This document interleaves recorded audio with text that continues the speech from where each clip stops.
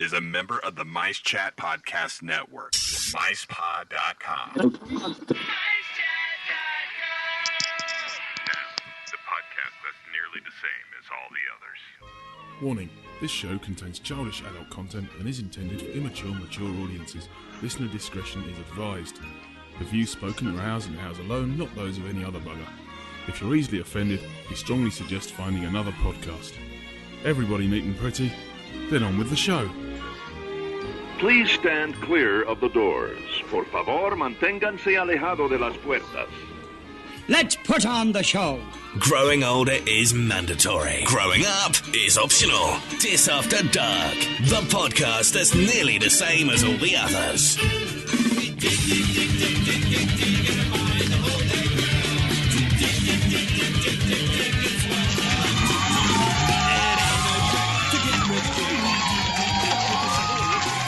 Hello. Calm down. Yes. Hello, dear listeners. Welcome back to our special episode. Yes. Nick came up with the name, so I'm blaming him or just not taking responsibility for it myself. One of the two. It's the Jimdependence Day special. That's like right. That, which means there is me, Paul. There is me, Nick. There is me, Paul D. I guess there would be me, Jim Hill. He's back! Yes! By many popular demands. So, talking at least 5, right? 3 of them were us. At least the 3 of us. 3 of you. Yeah, oh, well, there you go. Okay. 3 of us and 2 others. Yeah. 2. Nice to hear. All right, good to have you back. But start the way we mean to go. Gentlemen, what are we drinking? Well, as it's a Jimdependence Day special, and of course that's in celebration of both Jim Hill and American independence, rather than go for a Disney-themed beer, I've actually gone for an American classic, not one that everybody agrees with, but a Budweiser. Not a light, just a full-on Budweiser. Yeah. Cheers. Yeah. Fantastic. Paul? Well, by an amazing coincidence, I was actually in the Czech Republic this week, and I brought back some proper Budweiser. Oh. In cans. The real stuff. The real stuff. Well, I found from a local brewery that had a stand at our school fete yesterday. Sort of thing that happens in small villages like this. Yeah. The Ada Brewery, I found a Chillinger Gold, which is a nice amber beer with a hint of chili and ginger in it. So much like watching the film Independence Day, it's like smashing yourself in the face with a hammer. Wow. Okay. I hope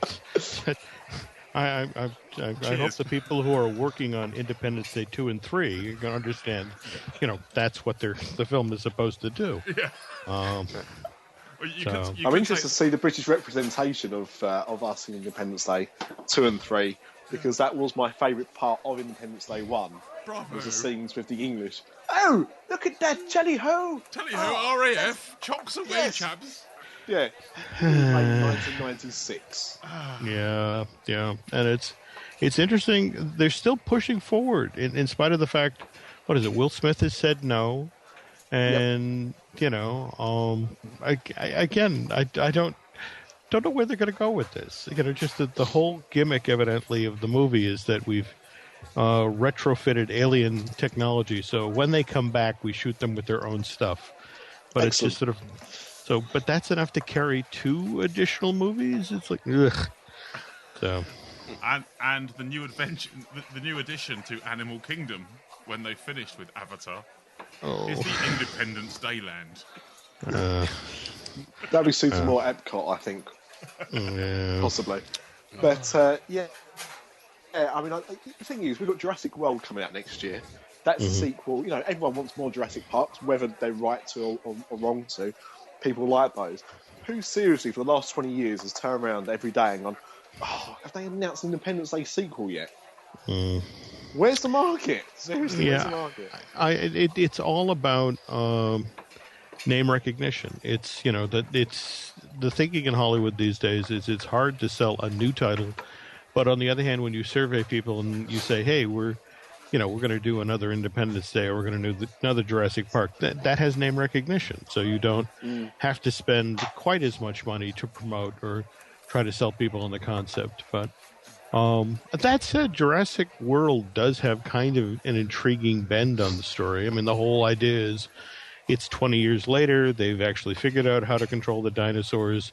It's a very successful theme park, but because, in the notion of it's, I guess, 10 or 15 years into it being run, and they need a new thing to make people show up, they blend the DNA of various dinosaurs, so you have like a T-Rex married to a cuttlefish, so you have this horrible creature that can turn itself invisible against a background and then eat you. And where it gets particularly interesting is because we've trained the dinosaurs now, we can control them. We are having T-Rexes and the Velociraptors do battle with the new creature. They're the hero creatures.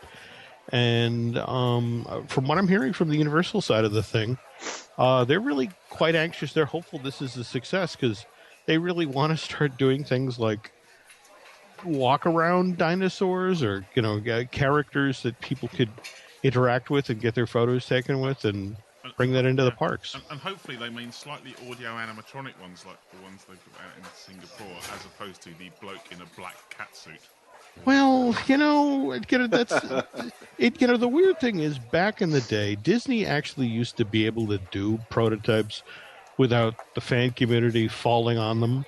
But now, because everybody's got a camera in their phone, just something like that, where it's just sort of like, we're just testing it for the day, and it's like the entire world gets the votes on, well, what do you think? It sucks. Okay, and we never see it again.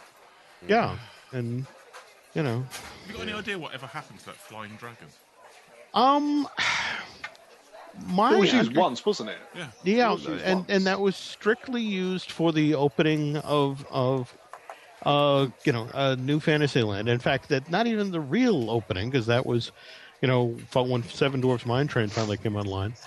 My understanding is it was Disney legal, that actually we will give you a one-time only allowance to use this thing.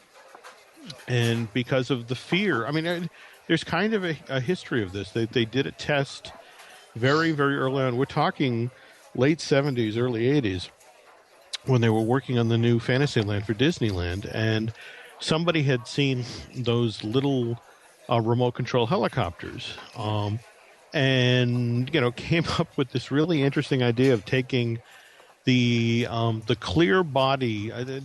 You have to understand, when they were doing audio animatronic figures during this time, there was a latex skin that Duraflex skin that they'd pull over the hard acrylic plastic body of the figures, and the idea was that you did that so the acrylic kept all of the moving parts inside, and it wasn't tearing at the clothes or tearing at the Duraflex. It also gave sort of an exoskeleton, so it had a shape. Anyway, there was a Alice figure that was done for the Mickey Mouse review, and somebody came up with a really interesting idea of hot gluing a remote control helicopter to the back of this Alice figure, then filling it with twinkle lights, and then firing the thing up and flying it around Sleeping Beauty Castle. And it's Bruce Gordon, the late Imagineer, he worked on Splash Mountain and stuff like that, was telling me the story about they had to wait, obviously, till the park had cleared for the night and all that. So they're there at like 3 o'clock in the morning flying this thing around Sleeping Beauty Castle in Anaheim, and everybody loves how it looks. I mean, it really, it's not a girl on a wire that can only make the one pass, or now with that weird mechanism with, they jerk the girl back and forth. This looked like it was legitimately flying and could, so they brought in Disney legal, and it's, oh God, no. They were, what if it crashes? What if it kills a child? No, we can't do this. So, that's kind of Disney's attitude. And actually that also spreads over to Universal. I just heard a day or so ago that, they had originally put together for Diagon Alley, a thing where you when you went into the Leaky Cauldron, the bricks were still spinning. I mean, it was you came around the corner as if the doorway from the Leaky Cauldron into Diagon Alley had just been opened. And it was NBC and Comcast lawyers that said, no, you can't do this. A child will stick their finger in the rotating brick and get it crushed. That'd be like a massive log shredder. Yeah, well, no, that's it exactly. So, just how did you enjoy your show? Well, up until the child lost his arm, it was a great vacation. So, no, you have to understand that between great ideas and lots of fun stand attorneys with ties and briefcases whose job is to say, "Oh God, no." So there you go. Now, speaking of spinning bricks and Diagon Alley, I imagine by this part of the year you're very sick of talking about it. But for us, especially on this show, we're very interested. We know our audience and fans are as well, and even some of the people on this show, not naming names, will actually get to see it this year. But can you tell us more about Diagon Alley? It's kind of hard to sum up. It's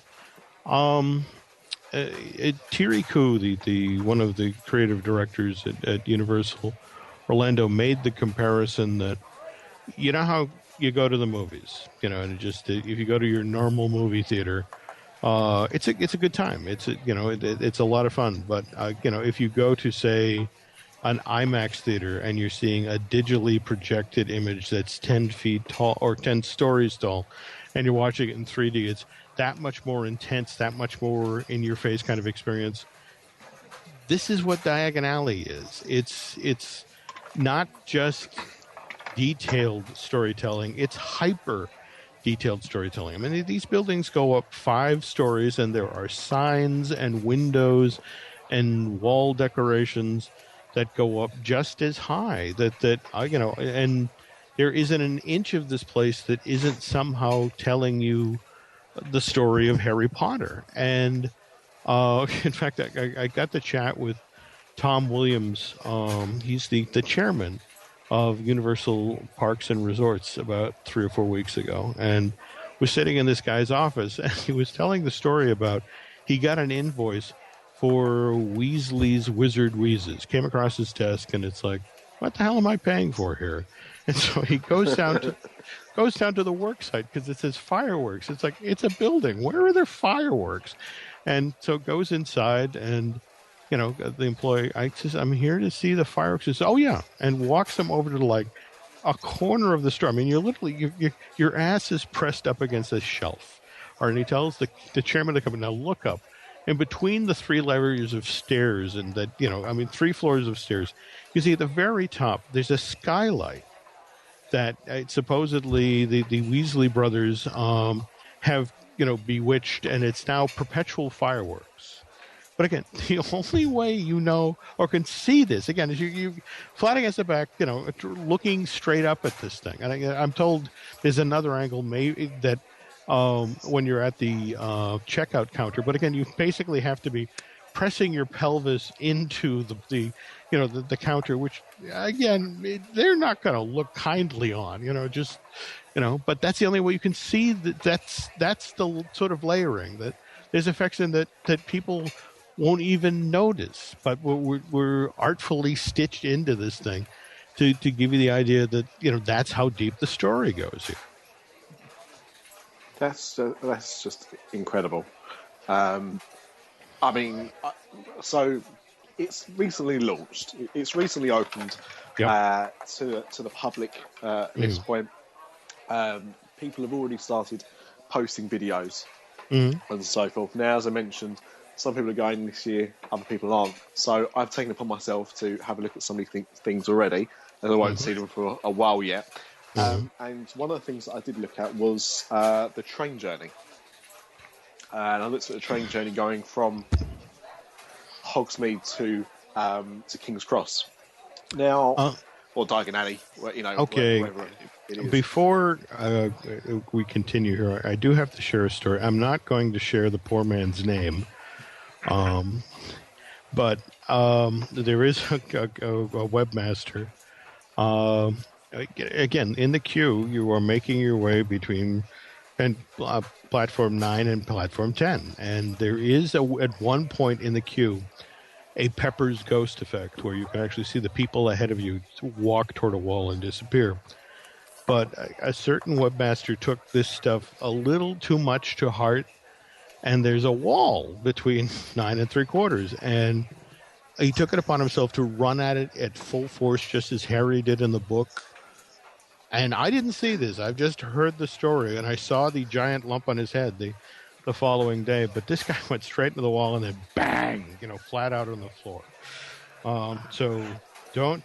Just telling everybody who's getting on the train, just follow the queue. Don't deviate. Don't think you're being extra clever by running at walls, because nothing says I had a highly enjoyable Central Florida vacation like a concussion. So it just proves he's a muggle, Jim. There you go. Okay. No, don't say that, please. There are going to be children that hurt themselves now because I'm special. I can do it. His name doesn't rhyme with Ben Messler, does it? By any chance? No. Not saying. I'm just a really big dog. No, just again, the train journey. Again, absolutely charming and ridiculously authentic. I mean, I got this back in January. They actually went to the UK and found the company that makes the fabric that's used to upholster train cars of this style. I mean, it literally, found the folks, and they fired up the looms because they haven't been making this stuff since '68. And, and again, some of the stuff you look at it and it's like, well, for example, the two trains, the two versions of the Hogwarts Express that leave at the exact same time. That's actually sorry, revealing one of the secrets of this thing. There are, in fact, two Hogwarts Expresses. And the idea is that in order to make sure this has top capacity, there's 3 cars on each version of this train. Each of the trains has 4 compartments, and each of the compartments in theory holds 8 people. So it's 100, when you fire this thing up, there's 144 people leaving King's Cross Station headed over to Hogsmeade Village, but at the same time, there's a group of people who are leaving Hogsmeade Village headed over to London. So capacity is 244 people per run. It's a 4-minute long journey, but it's all of these moments from the movie you really want to see. And in fact, there's some cool little Easter eggs hidden in it. For example, I don't know if it's been generally reported yet, but you actually drive by Malfoy Manor, and there's there seems to be a perpetual lightning storm going around the house, but there's this old, nasty, dead tree off to the house, and when the lightning flashes, if you're looking at the tree, you can see it's Voldemort. That he's sort of eyeballing the train. But they do things like it's just it's very passive. I mean, you're looking out the window at the countryside and to one side, but yet they have glazed glass windows to the other side, and you get to see things like Harry, Ron, and Hermione going by, and the woman pushing the cart full of goodies. And I think it's when you're going to Hogsmeade that there's a Dementor on the train that Harry takes out with a Patronus. But yeah, it's just and they get the rocking motion of the train right, and the audio, and it's beautifully layered storytelling that we did it as a round trip the night of the media preview. They won't be allowing guests to do that. You'll have to actually get off at Hogsmeade Village, and if you want to do that, queue up again. But and speaking of which, I don't necessarily want to put this out there, but it probably should be discussed at some point. There are already concerns about crowds at this place. That it's a lot of people are going to come out for the Harry Potter thing, and there is a plan in place that if it's a particularly busy day at both Universal and Islands of Adventure, where again you have to present your admission card, your hotel key or whatever you've purchased, and they'll scan it, and at that point, and just inform you that this is a one-way trip. And in fact, today you only get one trip on the train. So if you take it over from King's Cross to Hogsmeade, and then later in the days decide you need to return to Islands, they'll meet you at the train entrance, scan it again, and go, "Oh, I'm sorry, but you're going to have to walk over because we're at capacity today and we're limiting people's access to the trains." Because again, think about it. I mean, you're doing 288 people every, just 8 minutes or thereabouts. Because think about it, the train ride itself is 4 minutes long, and you've got to load people off, you've got to load people on.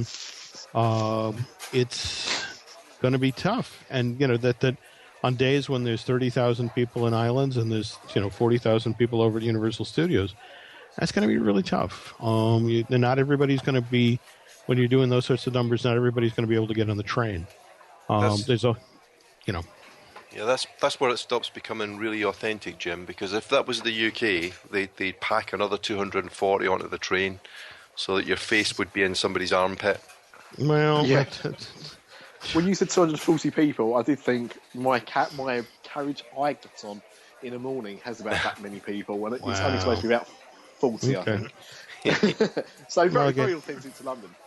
But no, I mean, I've got to be honest. I mean, obviously, there's been lots of hype around it.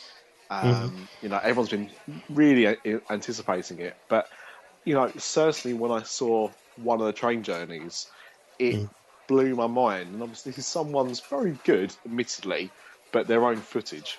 And so you're kind of getting experience, and they did show you both sides. So they were showing you out the window, and they were showing you the glazed windows, like you said. But the whole thing was just so authentic, like you say. It almost blew my mind how good it was. When I first went to Hogsmeade, when that first opened up, and my wife was a massive fan of the books as well as the films. I'd read a few of the books, but I'd seen the films and enjoyed those. And we were kind of blown away with how realistic everything looked when you were there. But in a way as well, it almost felt like you were on the set. Which I don't think that's a bad thing at all, because obviously that's what it's based on. But it was that good that, you could imagine that. And we've since done the Warner Brothers tour in the UK at the studios, which is the actual sets. And yes, you can definitely see that there's a lot of similarities there. But with this, it just feels like even more realistic. The way that the windows are done are just amazing. Well, it's funny you mention that, because even the actors were saying the same thing. I mean, you have to understand that, Helena Bonham Carter, who's been working on these movies, I forget when Bellatrix came into the films. Yeah, it was about 3 or 4, I think, around that kind of number.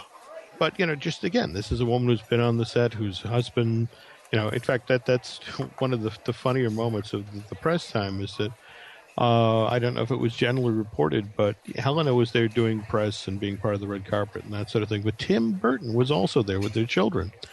And a friend of ours, actually bumped into Tim, who was there wrangling children and trying to decide where to go to get ice cream for the kids. And it was this very, how one parent talks to another parent. And, our friend was, very, keep it together.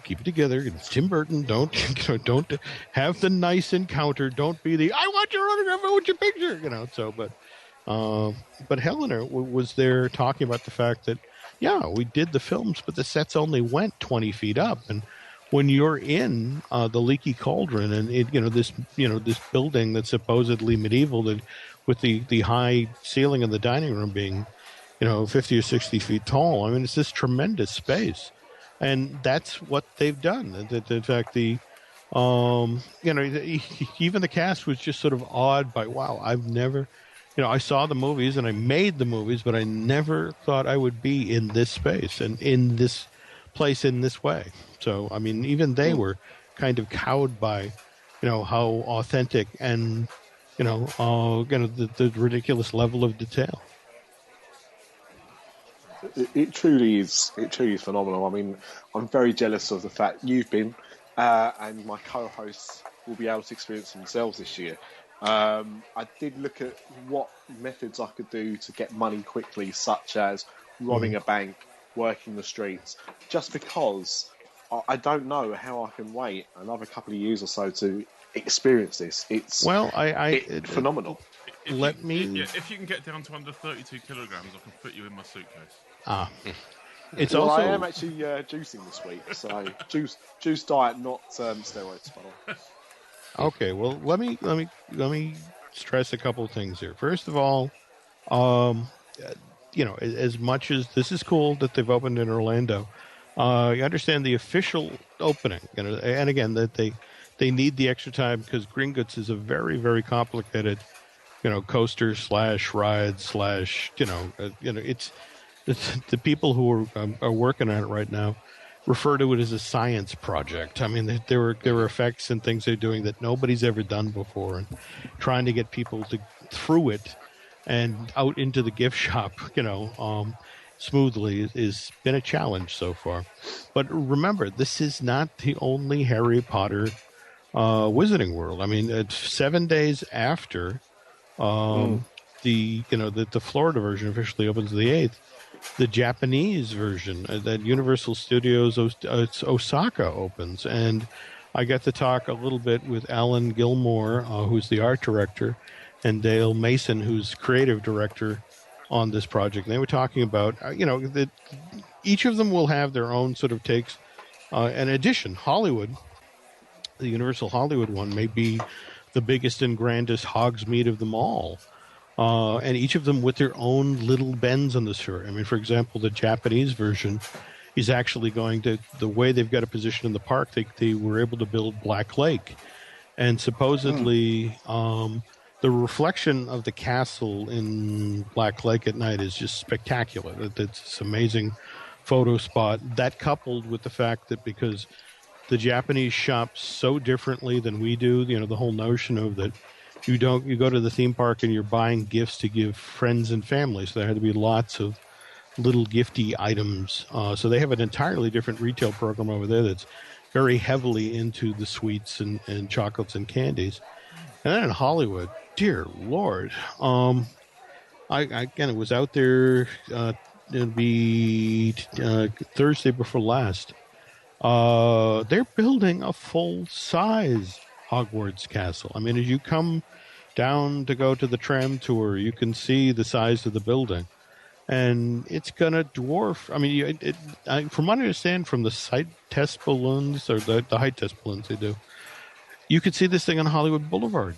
I mean, it's just going to just rise up over the Hollywood landscape, and that coupled with the bigger version of Hogsmeade itself. In fact, that's what was kind of interesting talking with these guys, and the lessons that they took away from the original version. They realize now, obviously, that the original's a little tight.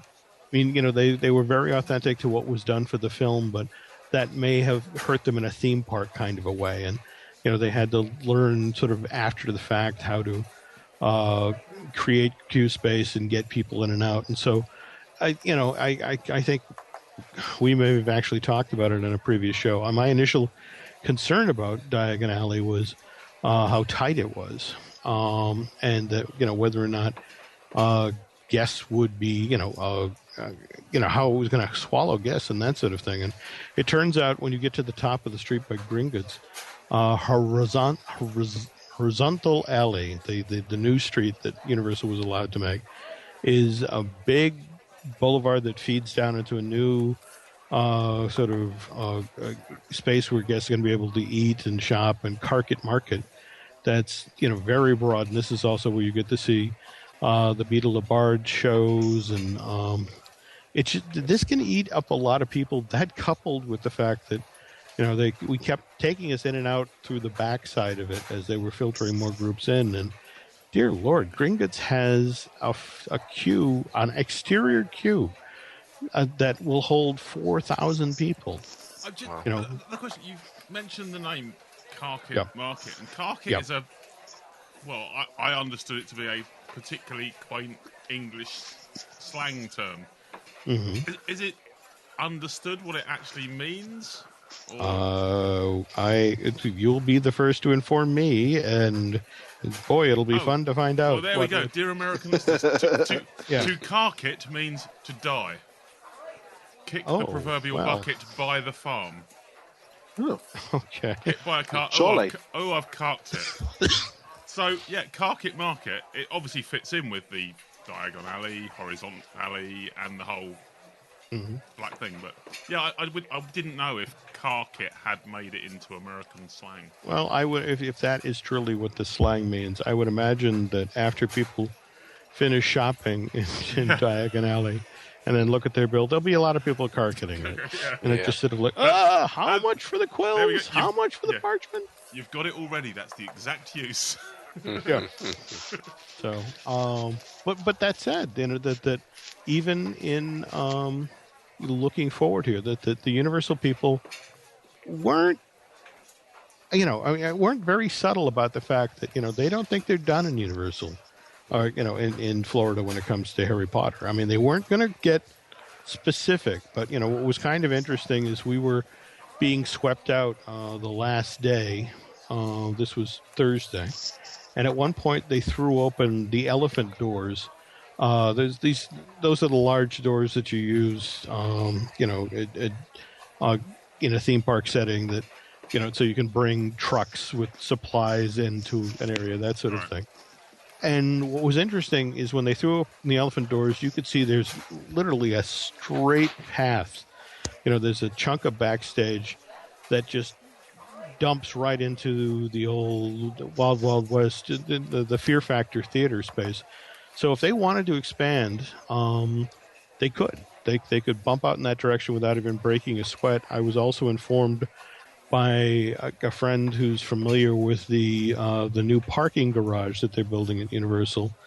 And what's kind of interesting about that is that supposedly the concrete slab that it was placed on was poured in such a way that in the future, if they decided to bump it out in that direction as well, that could hold a show building as well. I mean, and never mind about all of the land that's still available in Lost Continent, and there's even been some talk about just taking Dragon Challenge and retrofitting that, changing it out from a coaster to attraction space. That there's a lot of Harry Potter stories, and let's remember that there's also that new trilogy of films that Joe's writing based on the care of magical creatures. This I don't think we're done yet. I think it'll be interesting in 5 to 10 years to find out how big this has gotten, and because there's some amazing stories about what happened the first time around. I mean, the original financial plan supposedly for the first Wizarding World was that they were, just figure you put $175 million in the ground, you retrofit, that side of the theme park, and it's like, all right, realistically, if it's popular, we'll recover all of our construction costs in 3 to 5 years. Never factoring in that butterbeer was going to become this ridiculous phenomenon. They got everything back, all of the money they'd spent on the Wizarding World, on construction of the first one, in 5 months. Wow. And everything since then has been, just sheer profit, which is, again, why, they turned on the money fire hose and, put one in Japan, which, by the way, that's supposedly, we think that's, don't get me wrong, that it's always been this interesting discussion about who are the bigger Harry Potter fans, and given the way let me put it this way. The American press was second into Harry Potter. First group allowed in was the UK. They had all of the UK media in there ahead because, they were clearly playing to you guys. But evidently, the US and the UK are complete slackers compared to the Japanese. They evidently have just swallowed Harry Potter whole. There was this great story about the Harry Potter traveling exhibit. I got talking with the guy who organized that. He said, we went around the world. We went everywhere. He said, in Japan, I don't know if any of you guys got that exhibit. What they did, the way the exhibit started off is you heard the Hogwarts Express, and then they raised the curtain, and here's the engine. And everyone's, oh, that's so nice. And then you go into the exhibit. They would raise the curtain in Japan, and it got like Elvis, was in the building. I'm just, oh my God, it's the train. And it's like, no, it's an exhibit in a museum. But if you're this crazy, okay, sure. So no, they think that the Japanese are going to be, that much more over the top about it. And again, with the full size version going into Hollywood, which, if the rumors are true, that's where the great whole dining experience will go. I'd like to know whether or not Universal, obviously you're either not party to say this or not party to the knowledge, but thinking out loud, have Universal got plans for a more European park, or are they going to follow the Disney Shanghai and go China's the next big market and go for a brand new park in that? Interesting that you asked that, because if you get on Google and you hammer on Shanghai and Universal Studios, you will find out that the first folks who were supposed to build were Disneyland Shanghai is being built now was Universal. Yeah. Yes. And they backed out. And part of the reason they backed out was when you're building in that part of China, the level of graft to get things built is stunning. If the stories I've been told are true, that the budget for 20% of the budget for what was built, Disneyland's building in Shanghai, 20% of the money was set aside for graft, just to keep the wheels greased and just to keep. In fact, you may have heard in the past, 3 months or so that Disney actually bumped the budget up of that project and was talking about, we're going to put in more land, and opening day we're going to have more attractions. And the story I've heard is, no, we blew through the graft budget. So we need more graft. And so, there'll be an extra ride or two, but in order to get this thing over the finish line, by late 2015, you got to keep palms greased. You got to keep the wheels turning. And, when you have delivery men who are, a quarter mile away from the park saying, oh, my truck is broken down, I can't deliver it. It's like, all right, here's your money. Will you drive the damn thing in here? So how do you get that one through on expenses on the bottom of the Excel spreadsheet? Tips. There are some fascinating stories about that. Yeah. That and more to the point, there's supposedly one individual within the company that Disney has handling the graft part of it, and because of how scary some of these individuals are, it's just sort of like, I will be in charge of this project for the entire time that the park is being constructed, but when it's done, I retire. I retire at full pay. I get to disappear, because if this thing goes south, and there are people who decided they didn't get their cut of the money, they get a little testy, and they might be looking for somebody to blame. So you should have like a security team, Jim. It's just like old Disney villains. Oh, there you go. But this is serious shit, guys. This is the person who's going to look to disappear into Montana.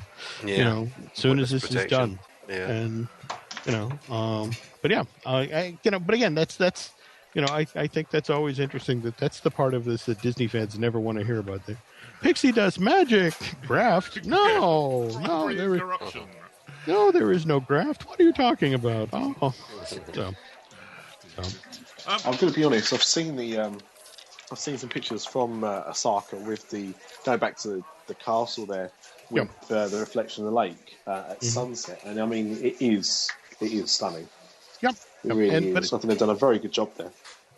Well, again, this comes straight from Ian Gilmore and Dale Mason, and the whole notion is that yes, they will all have Hogsmeades, at least to start, and there may be some further expansions going down the line, but these all will be different takes on Hogsmeade. They all have their own little different shops. They all have their different layouts, and certainly based on Hollywood is going to be so much bigger because, and again, that same lesson kind of applied to Diagon Alley. They learned their lesson of doing, little shops right on top of one another and narrow passageways, and it's like, boy, that's not going to work. So this time around, in fact, they make a distinction that islands really, that take on the Wizarding World of Harry Potter is much more driven by what they read in the books, what came from the books.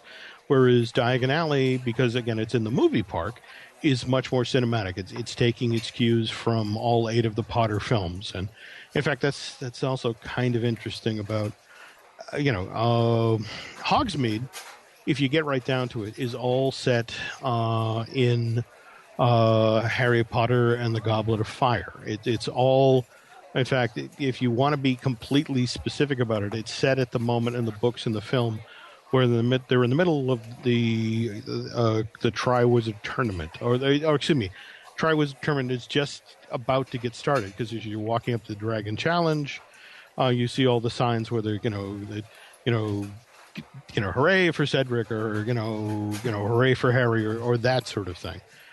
In fact, you walk through the tent where the champions are supposed to wait before they do the Dragon Challenge. So it's set in that exact time and that exact date before the books get dark. Whereas the weird thing about Diagon Alley is it's kind of all over the place in time periods. For example, you've got Wizard Wheezes open, which I think came after Order of the Phoenix, because the Weasleys left and went into their own business after that. But at the same time, if you go up to Gringotts, this is clearly Deathly Hallows because you're sort of on a parallel story track with Ron, Hermione, and Harry, along with Griphook, as they're breaking into what is it? I'm blanking her name. The vault that Helena Bonham Carter's character, Bellatrix's family vault. But at the same time, you go out and Ollivanders in that film had been, or in the book had been shut down because Ollivander had been captured by the Voldemort, and they were trying to get the secret about the wand, the Elder Wand. So, I mean, from a time-wise point of view, if you're a nitpicker, this land falls apart fairly quickly.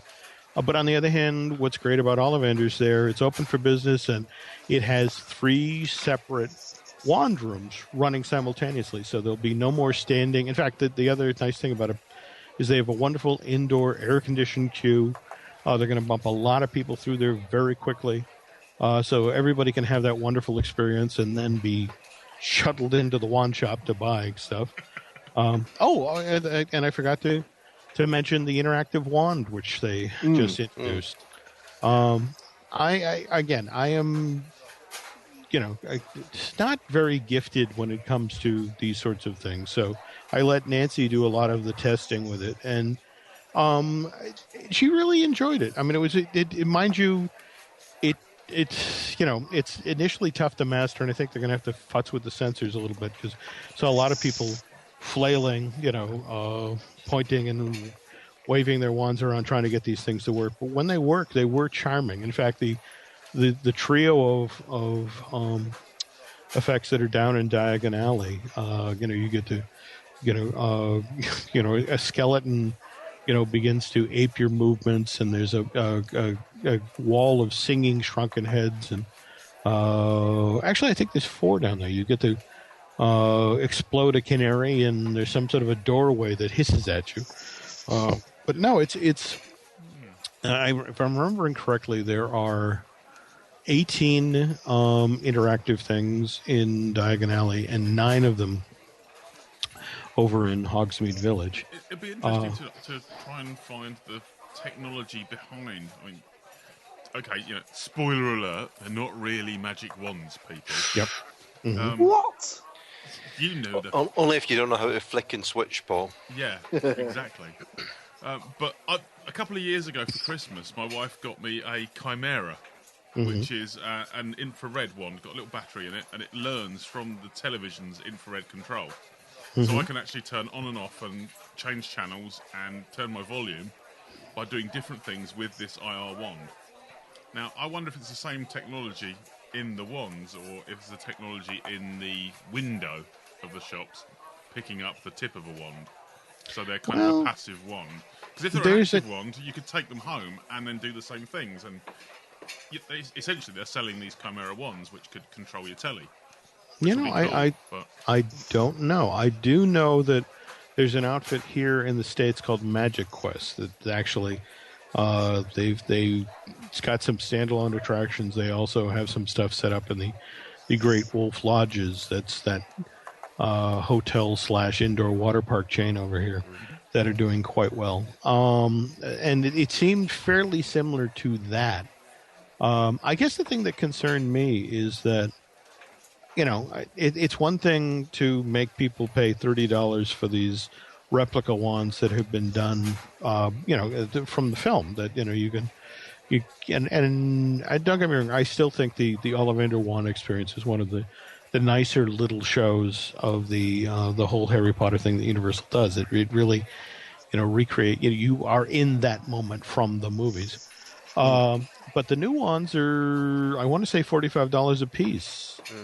Or 44, and you know, it just the whole notion of if you know you're the child who bought the replica wand, you had the wonderful experience, and now you go outside and swish, and oh, I'm sorry, you have the wrong wand, and mommy and daddy have to go spend another $45 so you can do this. That might bite people in the butt. But let's look at it and be honest. It's a wand that you can point at stuff and stuff happens. Which is a big middle finger up to the, well, or you could just turn up and hold a card up in front of the window. It's like, no. So people are going to do it.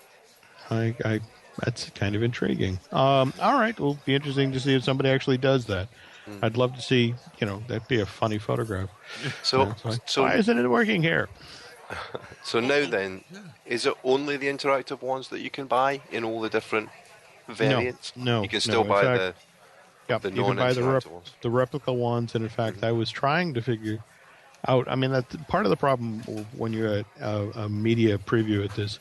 They've got you so ridiculously tightly scheduled. We were, in fact, the Thursday morning they had us in press conferences from 9:30 to 12:30, and I actually slipped out, left Nancy manning the camera and the recorder, and wandered the land and got some candid shots of that sort of thing. But they were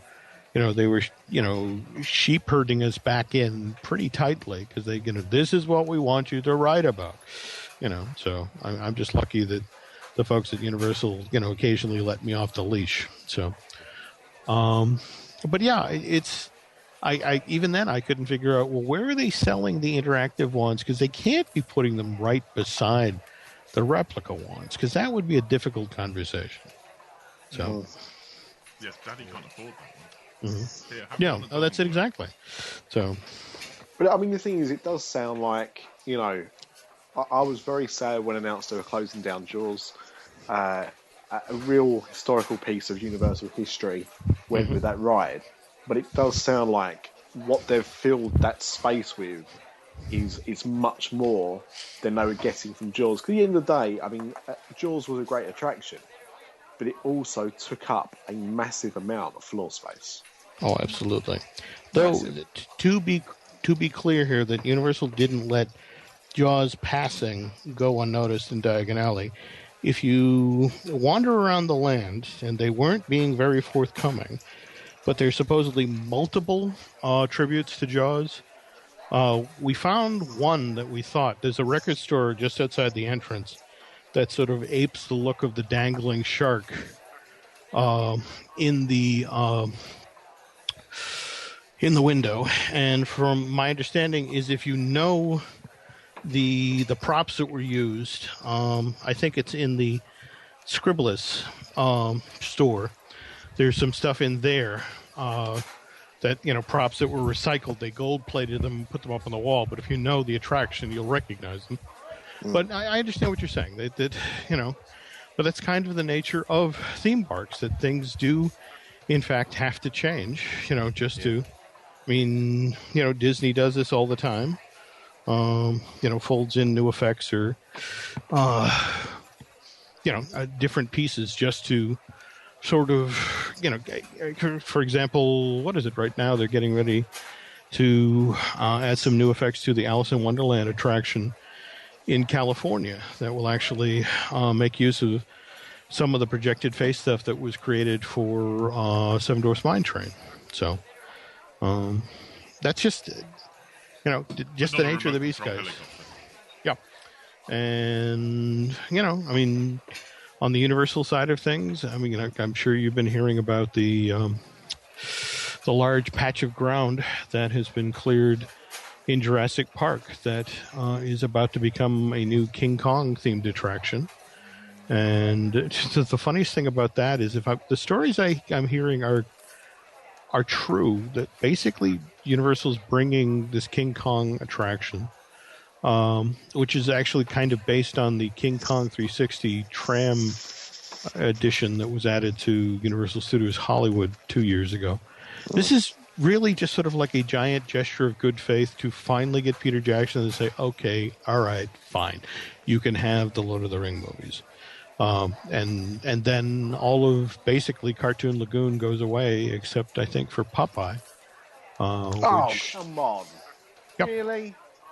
Oh, well, come off it. If they're going to get rid of that area for Lord of the Rings, you know full well that Popeye's Bildrax barge is going to be turned into the escape scene from the Desolation of Smaug. Yeah. Well, that's where it gets interesting, because you have to understand that Sony has a Popeye movie in the works right now. Gennady Tartakovsky, the gentleman behind Powerpuff Girls and the Hotel Transylvania film, is after he finishes working on Hotel Transylvania 2, is doing a full screen animated Popeye that everyone already seems to be pretty excited about. And Universal's a cagey enough group of people that what they might consider doing is just think about it. If you were to take all of the land from Dudley Do-Right and then go all the way down to that giant arena thing that they only use 2 and 3 times a year, that's a lot of land. And if you could figure out how to sort of stash Popeye in the corner there, sort of berm it up, you could still keep that running, still have a touch of the cartoon land going without losing everything. But you're right, that if they can't necessarily, they have the right, obviously they have the theme park rights to the character, they're already using it. But yeah, that it's, if worst case came, they could do the barrel, Desolation of Smog, escape thing. But yeah, that's supposedly where it would go. That was just me watching the film going, oh, I see a ride. Yeah. A bit like watching the Green Very much so. And, but at the same time, it's, let's be blunt here. One of the reasons that Universal is so pursued Lord of the Rings for so long, and if it's so funny that based on, particularly after they got Butterbeer to be such a huge success, they were just, we got to get Lord of the Rings, if only for second breakfast. Just convince Americans to eat another meal. It's like, yes. Well, I don't think. I get the thing with Peter Jackson, but to be honest, I think they're going to have a much bigger case on their hands with the estate of J. Tolkien. Well, because it's them that seem to be really, the thing is, Peter Jackson seemed quite happy with the fact they were doing King Kong 360 at Universal in the first place.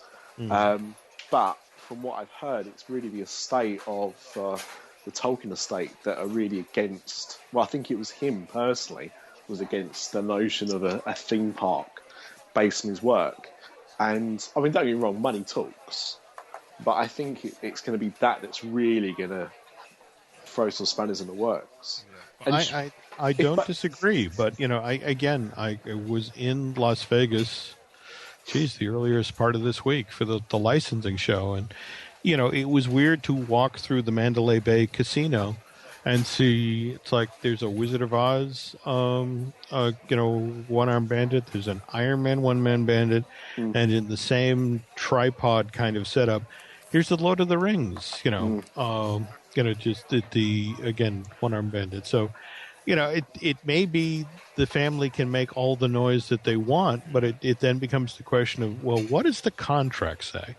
And I know Saul Zantz, and I forget the other gentleman who got the deal. They believe the language is in fact in there for a Lord of the Rings theme park, and it may get yes, they may be taken to court, and there may be some great discussions about that. But given the stuff that's already out there, for example, what is it? Gandalf turning up in the Lego movie. It's one of these things where I think the family can make all the noise that it wants, but if Dad did in fact sign that contract, and the language can be interpreted in that way, they can just grumble and whine, and when the large check shows up, they can bitterly take it back to the bank and cash it and complain loudly as they count their large pile of money. I'm looking forward to the day all the Potter fans can go over there. You drink your butterbeer. I'll be sitting over there smoking pipeweed. There we go. Okay. Other smoking devices are available, but not in the Lord of the Rings theme. Of course. But I mean, where does that leave? Because obviously, Toon Lagoon, I think, is probably the weakest part, I would say, of the Islands of Adventure. Absolutely. In terms of attractions. Absolutely. But and that's exactly where I was coming to next. With Marvel Island, they've got the Hulk, which is obviously, pardon the pun, incredible. Yep. And you've got the Spider-Man ride. I'm not going to pardon that pun. It was deliberate and acceptable. Thank you very much. And the Spider-Man ride, which obviously still to this day is amazing. Is impressive. It's amazing. Didn't even think of that one. But it's also got two kind of crappy attractions. And also, as much as in one way it's a kick in the balls to Disney, because right down the road we've got Marvel attractions you can't have. Yep. But at the same time, with all these things, it is still really an advert for Disney. No, absolutely. In fact, Universal, my understanding is they're loving this. I mean, there's no other way to put this. All right. They think, for example, just to watch how the lines have surged in the last 3 and 4 months on the back of the success of Captain America: Winter Soldier. The fact that you have little kids lining up at a Universal park because they've seen a Disney movie to get their picture taken with a character. Universal love this. All right. And don't get me wrong. I think at some point in the maybe not too distant future, Disney will have something that Comcast wants. And, they'll figure out a way eventually to change this out. And more to the point, there's actually a contingency plan already for what would happen if Disney found a loophole, or if Comcast eventually agreed to sign the characters over. But yeah, the plan is that that side of the park just becomes Wicked Land. That it becomes the Wizard of Oz by way of the story of the Wicked Witch of the West. So the Hulk coaster becomes the Wicked Witch coaster, and you have the spy. No, seriously. I mean that's what I'm saying. The Spider-Man ride becomes a trip to the city of the Emerald City, and it just there's a whole plan there where they just shut it down for 2 years and they bring it back. And now the nice thing is that you have 2 kid-friendly areas. If you enter, you can go to one side and you've got Sousa's Landing. You can go to Oz on the other side. And given the number of little girls in both America and the UK and around the world who have fallen in love with the story of Elphaba, the untold story of the Witches of Oz, And in fact, again, Universal produces the stage show version of Wicked, and they've had the movie in development for 5 years now. Mark Platt, the producer. In fact, I remember talking with somebody in his office at one point. They had Lady Gaga coming in to talk about playing Elphaba, and thank God that idea fell through the cracks. Jesus. But yeah, they'll eventually make that movie. What I don't understand, right? Universal execs clearly, by that thought, you would say are probably smoking the same crack weed that Paul was talking about earlier. Pipe weed and crack are different things. Just for the record, I don't do crack. I don't actually do weed either. But, yeah. Okay, but they're obviously smoking that stuff. But what is the obsession with Oz? Because I mean, it wasn't that long ago either that Disney were looking into. Well, they've been talking about it for years, haven't they? About having like an Ozland. So what is the obsession with something so old and isn't nearly as popular as it was? I mean, all right, Wicked is a popular musical and everything like that. Oz the Great and Powerful did pretty well, even if I didn't agree with it. But really, it doesn't scream to you massive, exciting franchise like Potter, like Lord of the Rings, like superheroes. Well, I would think that if you seriously go Google now Wicked on Broadway, it is still 10 years. This is its 10th anniversary this year. It is still the number one ticket on Broadway. We're talking people paying $120 to $150 a ticket. Again, Universal believes they have a monstrous hit film with it. More to the point, there are all these baby boomers who grew up like myself included, who grew up watching The Wizard of Oz when it aired once every year, on American television. There's a lot of affection and interest in that property. And more to the point, the nice thing is that when you can do an overlay like that and not have to, think about it, when they did Potter, they did that, the first one, Wizarding World, that was a challenge because you left, the flying unicorn in place, you left the dueling dragons in place, and you had to sort of drop that down. Whereas, with Diagon Alley, they just went straight to the ground and then brought it back up. And that was somewhat more expensive, but at the same time easier to do than,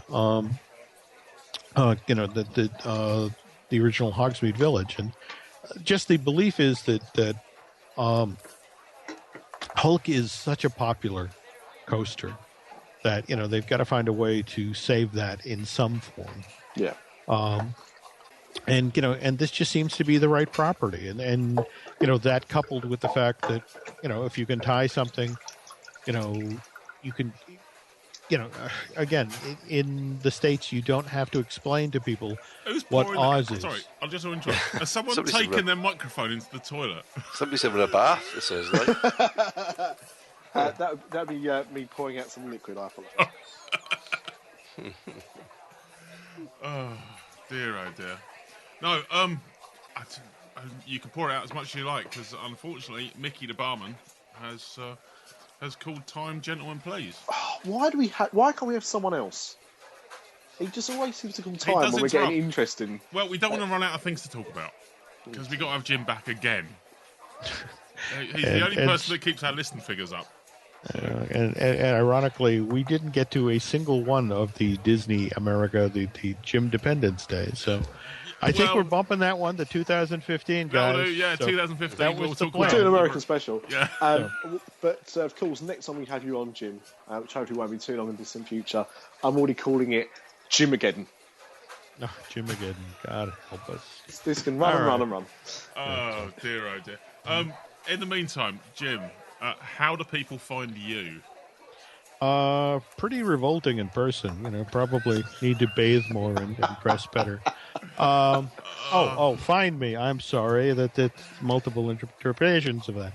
Let's see. I got my own website, Jim Hill Media. I write for the Huffington Post. I do a podcast thing with Len Testa, which, God help us, we're actually about to start doing. We're going to try doing these things live with an audience starting in August. We're Shut the front door. Yeah, we're going to Flushing Meadow, where the New York World's Fair was held in 65, 60, and just figure we'll do a show there live with an audience and just see if we can work our way around all of the flying tomatoes and cabbages. And if Len would like to come on and have a chat with us about it, then he can too. I will check Very with Mr. welcome. Testa. He seems to be the only person busier than myself these days. Yeah. It takes us forever these days to do the find a window when we can get together and do podcasts.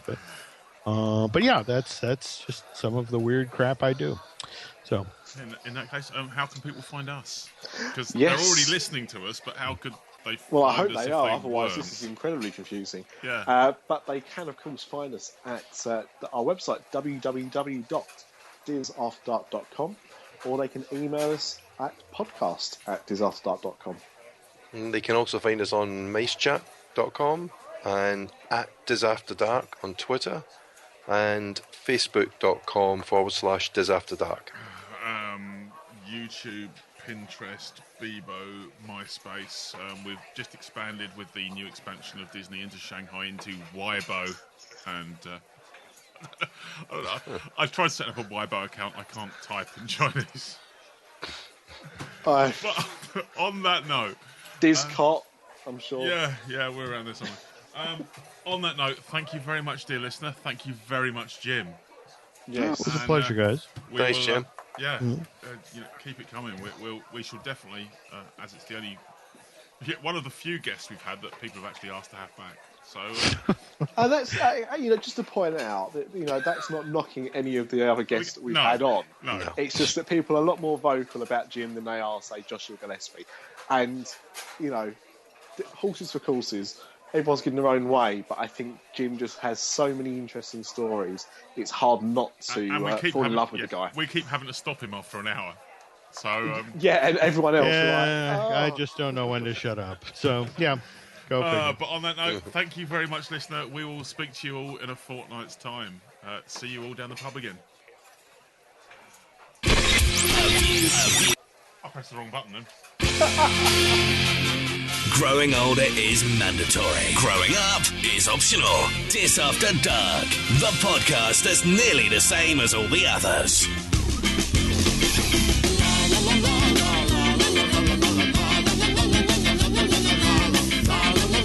That's trying to mouse with me left hand whilst drinking chili and ginger beer. And we're out.